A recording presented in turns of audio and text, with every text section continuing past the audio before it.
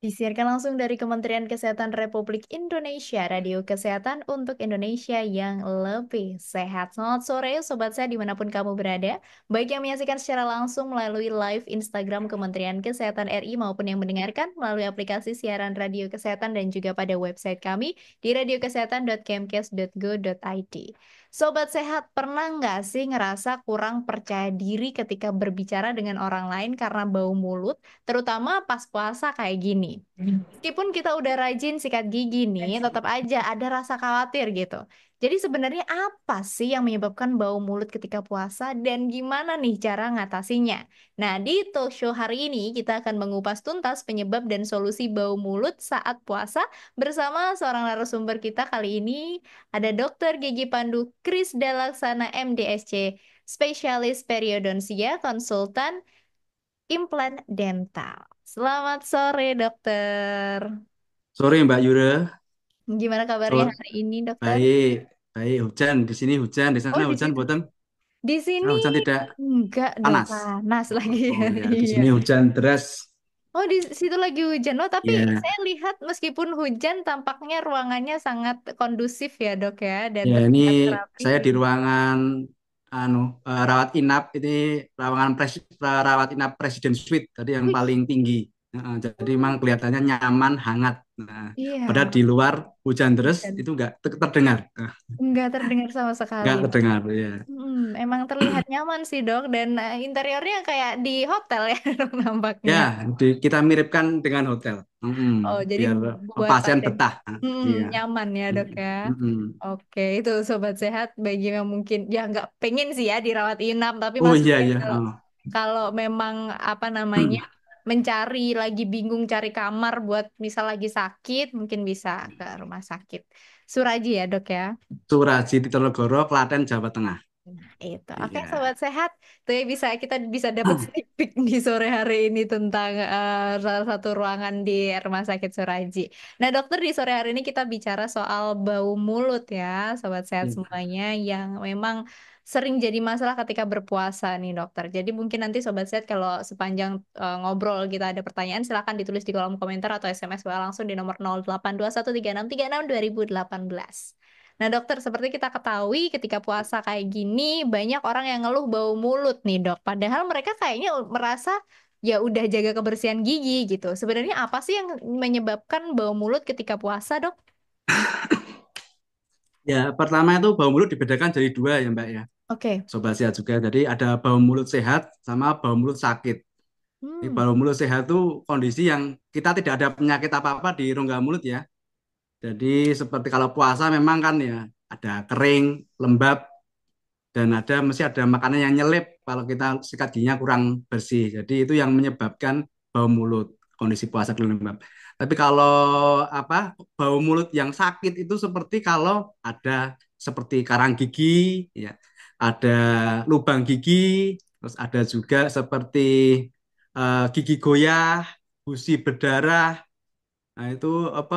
Itu banyak Mbak yang bikin bau mulut seperti itu. Dan yang penting lagi ada satu lagi yang kadang-kadang kita nggak tahu ya. Saya juga kadang-kadang sudah pernah saya praktek tuh saya cari semua, sudah saya cabut, sudah saya tambal, sudah saya bersihkan, kok masih bau. Benar saya konsulkan ke penyakit dalam, ternyata bisa dari sakit saluran pencernaan atau MAH. Itu naik ke atas, Mbak. Jadi diobati MAH-nya sembuh rongga mulutnya gitu ternyata ya banyak faktor multifaktorial. Untuk Oh, orang itu bau mulut kita harus cermati pelan-pelan. Kalau yang mudah sih dibersihkan karangnya, dia jadi sekali yang betul itu pasti akan sudah tidak ada bau mulut. Tapi kalau ternyata sudah diutak-atik ada masalah, kita kita harus lebih detail lagi. Itu ternyata itu ada sakit mah, nah, itu ternyata bikin bau mulut juga. oke. Gitu Mbak. Ternyata macem-macem nih sobat sehat faktornya ya, Macam-macam banyak dokter. sekali. Ada bau mulut sehat sama bau mulut sakit. Tapi ada khasnya nggak sih dok? Misal nih bau mulut sehat tuh kayak gimana, bau mulut sakit kayak gimana, dan bau karena lambung tuh gimana gitu. Ada ciri khas nggak? Biasanya kalau bau mulut sehat itu ya baunya ya bau biasa ya, bau bau ya bau-bau kalau ya seperti bau biasa. Tapi kalau bau mulut sakit itu dia lebih kayak cenderung lebih lebih khas dia kayak ada bau-bau seperti infeksi Mbak. Jadi bau-bau ada kadang ada bau nanah, ada bau Hmm. darah. Kalau bau mah itu hampir-hampir sama sih Mbak. Itu yang kita kadang-kadang kita harus lebih detail lagi dengan pemeriksaan yang lain. Kita harus kolaborasi dengan dokter penyakit dalam biar kita tahu sebenarnya sakitnya apa. Kadang-kadang kita udah, misalnya saya pernah ada pasien itu kondisi mulutnya sudah sebenarnya sudah saya lakukan treatment apa saja tapi kondisinya tidak baik, apalagi gusinya kemerahan masih terus merah terus. Saya konsultasi ke penyakit dalam ternyata ada sakit lambung kronis, diobati sakit lambungnya langsung gusi dan giginya sudah langsung bagus, jadi udah nyaman, bau mulutnya juga sudah hilang gitu. Cuma Oke. susah sih membedakan bau ini, Iya. agak susah.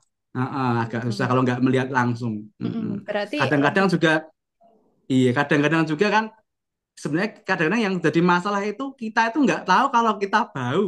Yang tahu kan orang lain, orang Betul, yang betul. bicara di depan kita ya kan.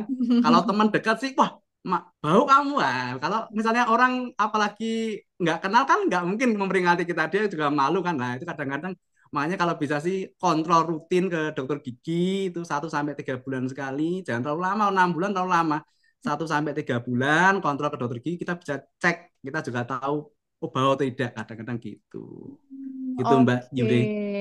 itu sobat saya. Jadi kalau merasa bau atau temennya atau siapapun itu udah ngomong kok bau Nah, mulut, nah itu segera ya, diperiksakan aja, dicari tahu apa penyebabnya ya, gitu. Karena tadi mm, multifaktoral dan kita nggak bisa bedain ternyata bau mulut karena sakit atau bau mulut yang biasa karena karang gigi itu ya kayak agak susah gimana. ya, Nggak susah, jadi mending ya diperiksain aja sobat sehat. Terus gimana sih dok betul. kondisi kesehatan gigi sama mulut ini bisa mempengaruhi bau mulut gitu?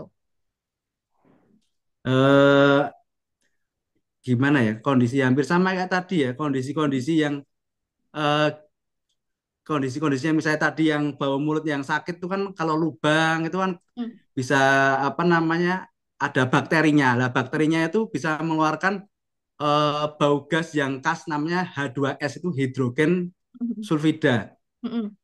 Itu membuat apa namanya, membuat bau mulut ya, karena ada banyaknya bakteri yang menumpuk di dalam rongga mulut, itu membuat membuat ada bau-bau itu dari bakteri tersebut. Bakteri yang banyak itu tidak terkontrol itu ya. Oh, Makanya kalau kalau iya gitu Mbak Mbak Yuri. oke. Berarti dari Hmm. bakteri-bakteri ini sobat sehat Ya ya yang menumpuk. bakteri-bakteri yang bisa menyebabkan bau mulut. Oke. Nah, kemudian berbicara tentang kebersihan gigi dan mulut, Dok. Banyak orang tuh biasanya kalau kita udah ngomongin gigi dan mulut ya fokusnya ke sikat gigi aja gitu. Nah, apakah sebenarnya sikat gigi aja itu udah cukup untuk mencegah bau mulut ketika puasa, Dok? Sebenarnya cukup cukup Sebenarnya sekali cukup. sebenarnya, Oke. kalau ya yang penting cara sikat giginya yang betul. Saya lupa ya tadi Hmm. tergesa saya nggak bawa alat peraga. Sebenarnya cara sikat gigi itu harus betul. Yang Oke. kedua, sikat gigi itu kalau saya 1 bulan sekali sudah harus diganti, ya. Jadi nggak, jangan lama-lama setahun baru ganti ya wis tambah sakit semua. Gusinya sakit digosok, giginya tambah ngikis. Jadi sebulan sekali ganti aja, nggak mahal sikat gigi itu. Kalau pasta itu tergantung kebutuhan. Ada yang kalau giginya sensitif ya pakai gigi yang sensitif untuk pasta yang sensitif. Kalau kalau yang tidak pakai pasta-pasta yang biasa pun nggak masalah. Asal cara sikat gigi yang betul dan waktunya tepat. Kalau kalau pas puasa ya setelah sahur ya, pas sahur setelah mau mau imsak itu, atau setelah itu setelah buka. Nah, ditambah kalau mau tidur bisa sikat gigi lagi gitu. Dan yang pasti kalau pas puasa itu kondisi lembab dan karena kering ludahnya sedikit dan lembab, mulut banyak terkunci, ya jangan diem saja. Jadi memang harus ngomong, Mbak. Jadi jangan tidur terus atau cuma diem saja. Minimal itu sebenarnya kalau menurut saya kalau di Islam itu sudah betul.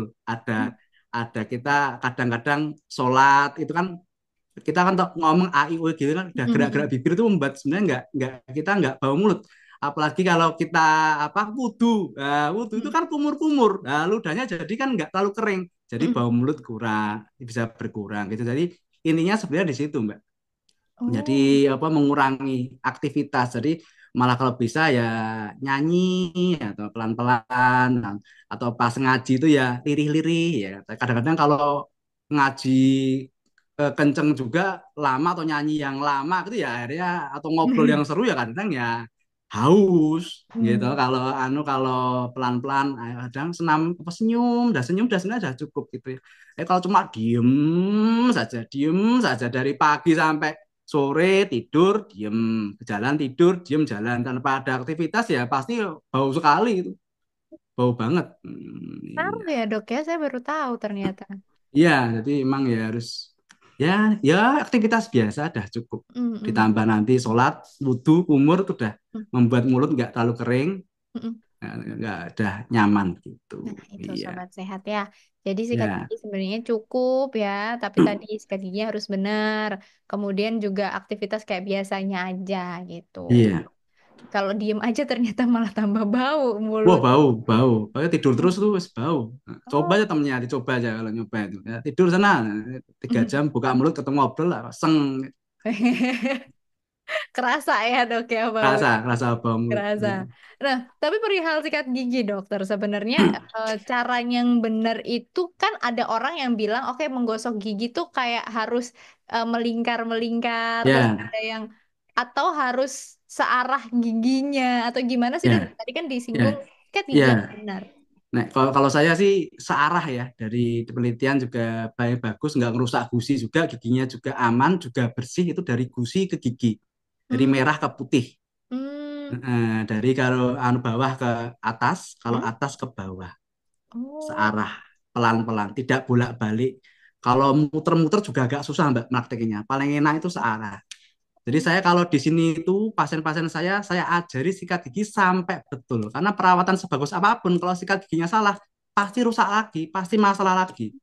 Jadi tanya saya kalau pas main ke sini pasiennya Dokter Pandu itu mesti wah sikat gigi udah mahir, jadi udah nyaman. Sudah saya ajari sambil ngaca, saya pilihkan sikat yang bagus. Jadi perawatan kita akan lama, apa namanya istilahnya untuk keberhasilannya akan nggak akan kumat-kumatan, akan jangka waktu yang lama. Jadi gitu. Apalagi dia bisa menularkan ke anaknya, ke eyangnya segala macam. Jadi lebih lebih nyaman. Kalau saya Hmm. gitu. Oke, harus katam dulu ya dok ya perihal. Katam wajib Harus katam dulu harus perihal. harus bisa kalau enggak ya tak marahin terus itu masih kotor masuk sampai pasien malu tuh kadang-kadang akhirnya kan kok bisa bersih ya hebat luar biasa. Nah, saya Tapi juga kita kadang tahu, salut sama pasien. tapi kalau kita sendiri dok untuk mengevaluasi sikat gigi kita tuh sebenarnya udah bersih atau belum sih itu ada caranya nggak sih dok? Nah, sebenarnya ya susah ya terus harus ke dokter Mm-mm. gigi ya kita harus ada Mm-mm. tekniknya dilihat apakah ada karang gigi kadang-kadang kan nggak nampak. Mm-mm. Mm-mm. Kotoran itu kadang-kadang di bawah gusi mbak. Oh ya, Di dalam gusi. Jadi kotoran itu nggak kelihatan. Kayak di luarnya bersih, nanti di dalamnya itu dalamnya. kotor. Ya, apalagi Oh, nyelip oke. makanan antar gigi itu di dalam, wah itu bau sekali. Jadi memang Hmm, harus ke dokter gigi. untuk Heeh. bersihin ya dok ya. Iya, apalagi pasien-pasien misalnya kondisinya crowding ya, atau giginya berjejal itu pasti akan makanan akan mudah nempel dan masuk ke dalam gusi atau yang renggang-renggang giginya jadi masalah atau yang giginya goyah gitu Hmm. kadang-kadang masih itu kalau pasien saya pasti saya suruh 1 sampai 3 bulan kalau 6 bulan kelamaan jadi Hmm. nggak akan maksimal kalau 6 bulan iya dikontrolnya Oke. kan Oke. Kemudian itu kalau mbak. penambahan ini dokter kayak pakai dental floss gitu tuh perlu nggak sih sebenarnya? Nah, kalau dental floss memang perlu sekali ya. Kadang baik pasien-pasien yang apa namanya giginya berjejal itu biasanya nyelip-nyelip itu memang paling efektif setelah sikat gigi pakai dental floss. Ya, Hmm. tapi memang agak kadang saya pasien saya juga agak malas karena memang susah kalau pakai dental floss, apalagi gigi belakang. Susah setengah mati itu. Jadi saya pokoknya motivasi sebisanya nanti kalau misalnya masih kotor ya nanti 3 bulan lagi ketemu saya nanti saya bersihkan. Jadi kondisinya akan bagus terus. Iya. Itu Oke. itu sangat penting dental floss itu. Hmm, ini mungkin bagi sobat Iya, sehat ya yang pengen bersih ya, ya giginya mungkin bisa ya. ditambahin sama dental floss ya. Kemudian kalau dari segi makanan sama minuman sendiri dokter, apa ada yang bisa ngebantu ngurangin risiko bau mulut ketika puasa? Ya, kalau bisa ya makanannya yang tidak menyebabkan bau mulut ya. Kayak Hmm. makanan-makanan yang terlalu pedas itu ya mengakibatkan apa lambungnya kadang-kadang ya bermasalah, bisa naik ke atas juga, pete, jengkol, sebagainya itu kan minuman-minuman apa kopi itu yang bikin kadang-kadang asam lambung naik. Jadi ya kita milih makanan yang seratnya tinggi gitu ya, seperti buah atau sayur gitu, pokoknya yang nggak terlalu terlalu apa membuat masalah nanti apa ya. Nah, kecuali kalau saya sih biasanya amannya di situ di sahurnya saya yang normal-normal ya buka agak agak enak nggak apa karena kan agak lama kan. Kalau Iya. sahur kan sebentar habis itu udah nggak nyaman pasti kondisi mulutnya. Jadi Hmm. kalau mau yang enak atau yang pedas-pedas sekali ya habis buka aja gitu loh. Kalau yang pas sahurnya ya jangan yang aneh-aneh, yang buah sayur diperbanyak gitu ya. Oke, itu ya sobat sehat ya. Jadi ada beberapa makanan yang bisa kita konsumsi untuk mengurangi risiko dan yang perlu kita hindari gitu. Kemudian selain dari makanan atau pola makan sendiri, Dok, apa ada hal-hal lain ya atau kebiasaan lain lah ya yang sebaiknya dihindari nih supaya nggak mengalami bau mulut ketika puasa? Apa ya? Ya mungkin kayaknya udah hampir sama kayak tadi Mbak ya. Ya itu pokoknya harus banyak aktivitas gitu Hmm. aja.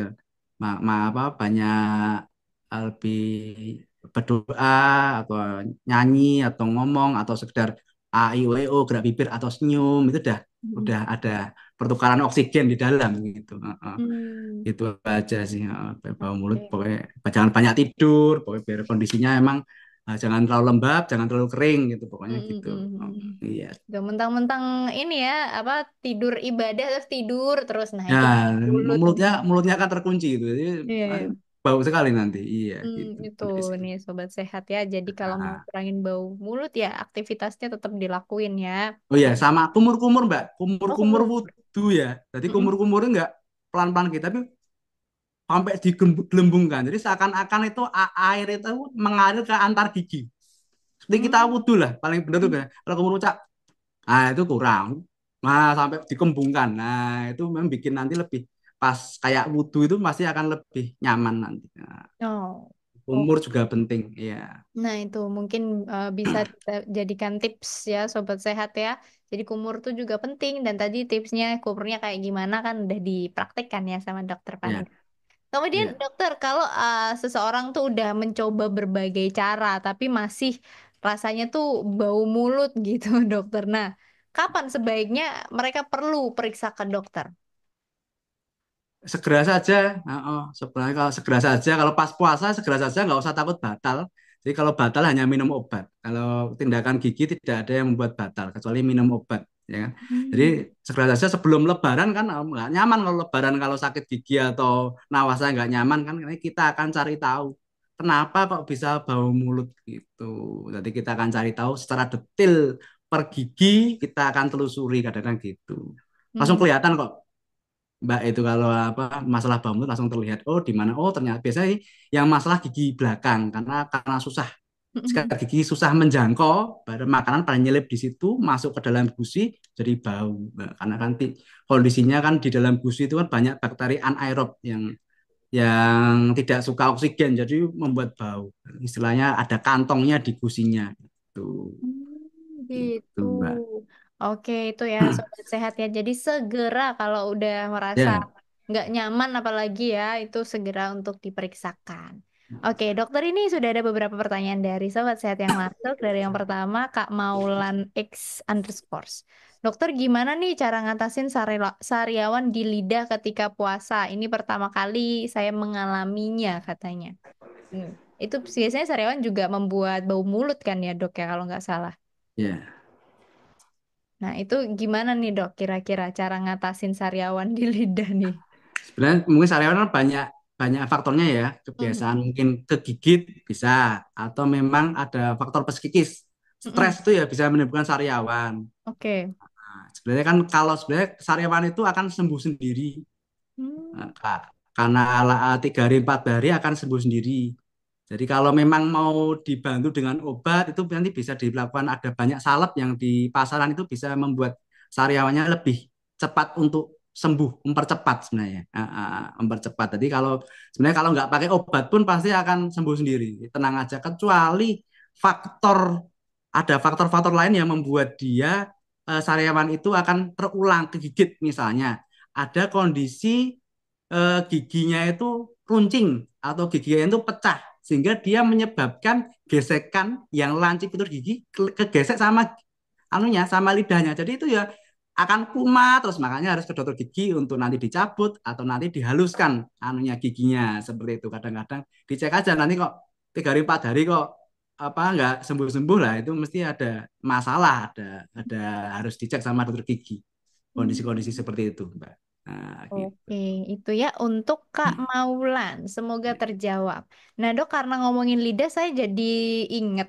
Nah, kalau lidah sendiri tuh sebenarnya perlu disikat nggak sih, Dok? Karena kan ada beberapa sikat yang belakangnya itu menawarkan katanya untuk bersihin lidah. Nah, sebenarnya penting nggak sih itu dilakukan? Ya sebenarnya kalau di anu ya penting ya Mbak ya, cuma kadang-kadang kita melewatkan ya. Mm-mm. Kadang-kadang disikat lidah karena banyak kotoran juga di sana, endapan di sana, disikat pakai sikat gigi biasa juga nggak masalah. Oh, oke. Nggak ada masalah Oke, yang berarti lidah. sebaiknya dilakukan ya, dokter. Ya, ya, iya.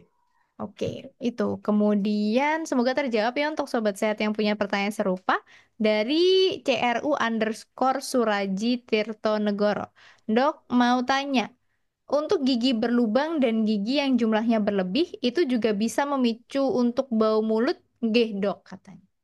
Ya kalau gigi berlubang saya sebut tadi kan jadi tempat bakteri bermukim di sana kan. Jadi memang Mm-mm. harus ya dilakukan terjebak lah di sana. Makanya kadang-kadang keluar gasnya H2S-nya itu menyebabkan bau mulut karena ada akumulasi dari bakterinya itu. Sehingga memang harus dilakukan perawatan. Nah, kalau kelebihan gigi ya kadang-kadang gigi itu ada yang tidak berfungsi. Misalnya kelebihan tadi mungkin supernumericid ya. Jadi ada gigi yang di luar lengkungnya ada tambahan ya, sebenarnya itu kadang-kadang daerahnya itu eh, tidak sesuai lengkungnya. Jadi kadang-kadang agak masuk atau mendekati lidah atau agak maju gitu ya. Kadang-kadang itu malah membuat memang gesekan-gesekan ke bibir bagian dalam atau gusi atau ke lidah. Jadi membuat banyak sariawan ya. Sebenarnya dicabut kalau gitu karena ada beberapa, karena tidak ada fungsinya, kecuali dokter gigi itu ada fungsinya. Saya bilang ada fungsinya jika ada kontak dengan gigi atas bawahnya itu bisa untuk mengunyah. Kalau nggak ada fungsinya dia cuma malah kita gigit ini malah dia malah kenanya sama lidah itu, nah, itu jadi itu masalah, pasti kan sariawan terus ya, itu dicabut saja. Oh, Pasti oke. akan nyaman itu, iya. Nah, itu untuk Kak CRU_Suraji Tirtonegoro. Semoga terjawab pertanyaannya. Berikutnya dari Kak Rizky_29. Air liur sedikit bisa bau mulut ya, Dok. Sudah minum banyak tapi air liur sedikit. Itu kenapa ya, Dok, katanya?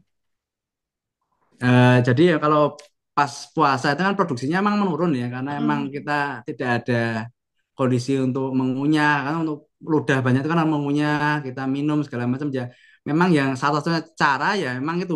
Jadi nggak boleh nutup ya, harus gerak, bibirnya harus aktif ya kan. Yang kedua ya itu harus umur.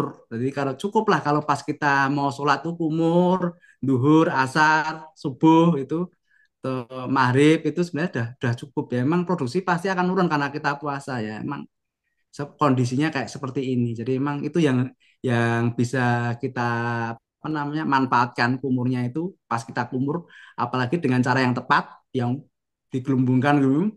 Nah, itu nanti akan lebih nyaman. Nah, gitu. Oke, itu Mm. ya, sobat sehat Tapi semua. jangan sering-sering kumur juga ya. Tadi kan dikit-dikit nanti kumur. Lama-lama nanti keminum sedikit. Nah, itu yang bahaya nanti malah Batal batal itu tadi. ya nanti. Ya pas pas wudhu aja lah. Ya mungkin dibanyakin mungkin sholat-sholat yang sunahnya Benar, diperbanyak. Jadi benar. makin ada kesempatan makin banyak untuk kumur. Nah, itu mungkin ya kan. Nah, Tapi jadi malah jangan makin mencari rajin untuk iya. ibadah. Makin Tapi rajin untuk jangan ibadah. mencari kesempatan dalam kesempitan ya, dokter ya. Ya, nah. Tetap perlu harus dikendalikan nih sobat sehat, bukan untuk Betul, diminum ya air kumurnya biar untuk betul. mengendalikan bau mulut saja seperti itu. Ya. Untuk Kak Rizky, semoga terjawab. Berikutnya dari Kak ABCD titik W 15. Tips biar nggak bau kalau pakai behel, Dok, katanya. Ya, nek behel itu sebenarnya nggak ada masalah dengan behelnya ya. Yang masalah itu makanan jadi mudah menyelip dan menempel di bracketnya itu. Mm. Kalau saya pasien-pasien saya yang kebetulan pakai bracket memang harus memang ekstra untuk membersihkan. Jadi kadang-kadang saya pakai karena kalau pakai bracket itu kan sikatnya ada khusus untuk bracket. Jadi saya Mm. bilang kamu sikat gigi itu harus 2 kali. Pertama sikat dengan bracket, bracketnya yang disikat pakai sikat khusus bracket itu, dan yang kedua sikat normal dengan cara gusi gusi ke gigi gitu. Karena emang kalau untuk pakai dental floss ya emang agak susah sekali lah karena ada kawatnya di depan aja. Itu pokoknya caranya Hmm. sikat gigi yang betul dengan cara yang pertama itu pakai sikat khusus orto yang untuk membersihkan bracketnya. Yang kedua saya ulang lagi sikat gigi normal dari gusi ke gigi. Iya gitu. Hmm, oke, itu untuk Kak APC Dewi. Semoga terjawab. Berikutnya dok, dari Kak Bagas. Izin bertanya, kalau pakai obat kumur, itu berbahaya nggak sih untuk kesehatan mulut dan lambung katanya? Sebenarnya obat kumur itu cocok-cocokan. Makanya saya Oh. kalau cocok-cocokan. Jadi agak susah ya. Tadi kadang-kadang itu pakai obat kumur ini cocok, B nggak cocok. Jadi saya mesti bilang sama pasien saya sebenarnya, obat kumur itu nyaman nggak kamu pakai obat kumur? Kadang pasiennya nggak tahu yang nyaman atau nggak seperti apa. Kadang-kadang itu kalau pakai obat kumur dia merasa perih, merasa panas, merasa kering. Berarti nggak cocok. Jangan dipaksa. Dan orang kayak itu kan, wow, paksa ya, kamu nggak nyaman, jangan. Kalau kamu merasa lebih nyaman, bau mulutnya juga oke, ya, ya silakan pakai gitu. Tapi kalau enggak, kadang-kadang kan mereka nggak tahu loh.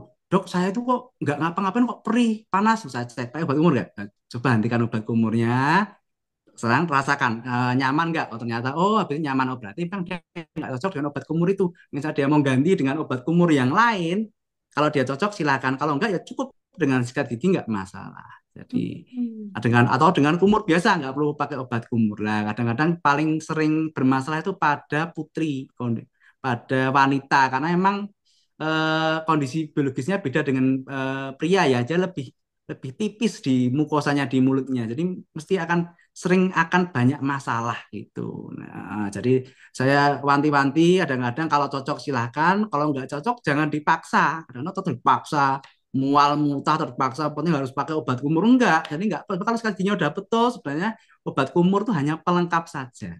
Atau dengan kumur-kumur biasa pun enggak masalah, kayak kumur pas kudu itu enggak masalah. Gitu Mbak Yuri. Oke, itu untuk Kak Hmm. Bagas ya. Hmm. Jadi kalau penggunaan obat kumur tuh sangat personal banget, beda-beda tiap Personal, menurut orangnya. saya personal ya. Hmm. Jadi kalau nggak bisa ya udah nggak usah dipaksa gitu, karena Bisa udah dipaksa. satu keharusan ya dok ya. Ya, Yang penting sikat gigi yang benar, kumur-kumur yang benar juga gitu. Tadi dental floss juga diharapkan ini ya dok ya bisa digunakan gitu. ya itu yang paling bagus nih, tapi memang susah itu Iya, plus itu. nggak semua orang Butuh bisa ketelitian. ini ya dok Iya, ya. karena emang tergesa-gesa terus tuh itu orang-orang kan pengennya cepet-cepet sikat Mm-mm. gigi, cepet aktivitas ya. Iya betul. Hmm, ya. Oke. Itu ya sobat sehat semuanya. Dan nggak terasa dok, ini sudah hampir setengah jam kita ngobrol ya. Selesai ya. Terima Terima kasih sudah kasih. menyempatkan waktu banget dok, kaitannya habis Sama-sama siang ya Mbak ini Yuri, ya. sama-sama Sebelum dia, Sobat Sehat. oke. Dan sebelum diakhiri mungkin bisa disampaikan pesan sehat kali dok untuk sobat sehat terkait topik hari ini. Silahkan. Pokoknya ya pesan saya ya apa, kontrol rutin ke dokter gigi ya, tidak perlu menunggu sampai sakit. Tidak sakit pun perlu kontrol, tidak perlu menunggu 6 bulan. Jadi 1 sampai 3 bulan bisa kontrol ke dokter gigi, terus menjaga kebersihan mulutnya dengan baik dengan sikat gigi, tambah dental floss. Kalau masih kurang bisa menambahkan dengan obat kumur jika cocok. Seperti itu aja Mbak Yure.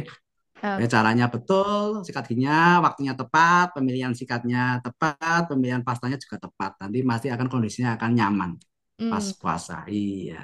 Oke, itu tadi Iya. pesan sehat dari Dokter Pandu, Sobat Sehat yang sekaligus juga mengakhiri perbincangan kita di sore hari ini terkait topik bebas bau mulut saat puasa ya.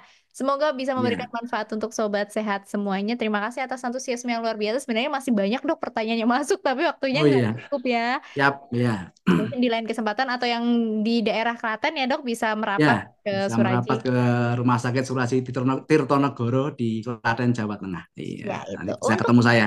Nah, Mm-mm. itu maksudnya bisa ketemu dokter Pandu langsung, Iya. sahabat sehat. Terima Siap kasih banyak, pokoknya.